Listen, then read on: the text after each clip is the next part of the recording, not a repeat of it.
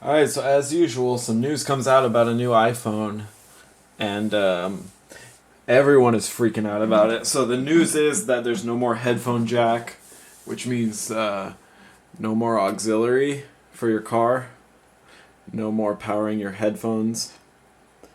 It doesn't mean we're totally wireless. As you see, there's a lot of brands out there that already have wireless headphones that are over Bluetooth. So I'm just gonna get this out there because a lot of people are really misinformed about what this is gonna actually do for you. So for the most part, if you have a car and you are still running on auxiliary, you need to wake up. There's solutions out there like this little guy right here that will give you the ability to play Bluetooth. Now everyone, I would say probably the majority of the population has Bluetooth on their mobile device. This doesn't just go for iPhones, this is going to go for the Galaxy because that's going to happen on that too. It's just, that's what's going to happen. As we move forward, the phones need more space. They don't want to put a huge jack. That's going to take up space, and I know a lot of you, well, that shit is, that's small, we can still keep the auxiliary. Well, I'm not an engineer, but clearly they need the space for something, so let's go through the solutions that are going to get you to live through this, because a lot of people think it's like a death, it's like they're going to die because this is happening. So, number one, I have an auxiliary device and I don't want to, and I keep wanting to use it. I don't have Bluetooth. I don't want to buy a new car. I don't want to blah, blah, blah. Okay. This little thing right here is a Bluetooth adapter. Now what it does is this plugs into your car's 12 volt. This plugs into the car's auxiliary. And what it's going to do is when the car turns on, it's going to automatically connect to the iPhone or whatever device you have. And congratulations, you now have wireless streaming. You can now charge your phone through the lightning cable adapter, and you can stream. I've been doing this for like 5 years now. This is not new. This has always been out there. People just they don't understand that this exists. Why do you want to connect your phone to auxiliary? Why do you want to even have an auxiliary connection in the first place? Have you seen how many times when you're plugged in and you're damaging this, the cable gets frayed? I've seen it in so many people's cars. They're so clueless that there's this solution, and people, I don't want to spend $200-300 to get a new car stereo. Okay, this right here on Amazon right now, I don't even know what the brand is.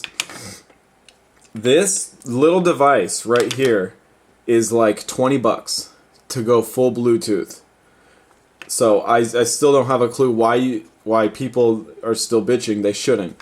This also has, it has a button right here. To be honest, I don't even use this. You can actually talk through this. You can mount this if you want. It's like a total Bluetooth solution for the car. Before, with a car stereo, if you needed to aftermarket deck, you're looking at like 2, 3, 4, 500 with installation to get something like, to get a head unit with this integration. I've had it all. I used to work in a car stereo. I used to do all this stuff. So I have a really extensive background in what's capable.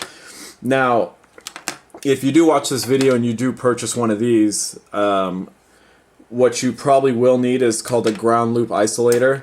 This is gonna, if you have any buzzing in the car, you have a faulty ground somewhere, this little box is gonna solve that. This is the model number on it. Works perfect if you have any hissing or anything like this. This even works if you have if you're running auxiliary right now and you have like a zzz or a buzz or anything. This also works for home stereos and all the above. So very simple. Female end, boom. So it's gonna go through, take care of the ground loop that's creating the buzz, and no more hissing. Now, a lot of other people, oh, my headphones are high-end, blah, blah, blah. They're not going to be compatible. Let me show you what an actual high-end headphone is, because a lot of people out here spend like $40-50 on a headphone, and they don't know. If you have a nice high-end headphone, your headphone should be able to do this. You should be able to pull the actual monitors from the cable. Now, guess what this is going to enable you to do? You can now change this cable that comes with the headphones these cables do not last. These, if you know anything about audio or anything like that, these cables do not last. I don't care how high end it is. There's cables that go up to the thousands. If you use them, you work out with them, sweat, water, blah blah blah, every day going around. These cables fray. Specifically, right here at this point, they don't really fray. They just, over time, they just deteriorate. They get loose. They break. Whatever. So these are replaceable. These are like $30. So I don't want to hear you say I have high-end headphones, and if you don't have this on your high-end headphones, they're not high-end headphones. So if you do buy high-end headphones, which these are Shure 846s, quadruple driver headphones, they're about I think the MSRP is about $1,000 for these. Now I'm future-proofed. I can now do two things. These will go straight into the new Lightning adapter, which is going to be a cable that's going to go from these headphones straight into, okay, let's imagine the next iPhone is just going to be that. Okay, boom, I have my solution. I'm good to go. Or someone's going to release, a third party or Shure is just going to release a Bluetooth cable that goes to like a little box and you can charge them or whatever. Personally, I'm still going to use a cable. Better sound quality so far, and I don't have to deal with charging the headphones every time I don't want to do that. So it's not so bad, and all the new manufacturers are just going to have a Lightning adapter if that's the case. That's what the rumor is. We don't know if it's for sure, but this is to show you that you don't have to freak out that we're getting rid of the auxiliary. The auxiliary is a very old technology. Everyone's been on Bluetooth and AirPlay for the longest time. It's just you have the select few people out there who don't even know that half this technology exists, and they don't know how to integrate it into their lives. They think it's super expensive. It's not super expensive. The cost for everything has gone down. I've shown you a $20 solution that you should buy right now if you're still using auxiliary in your car and connecting to your iPhone with this auxiliary cable.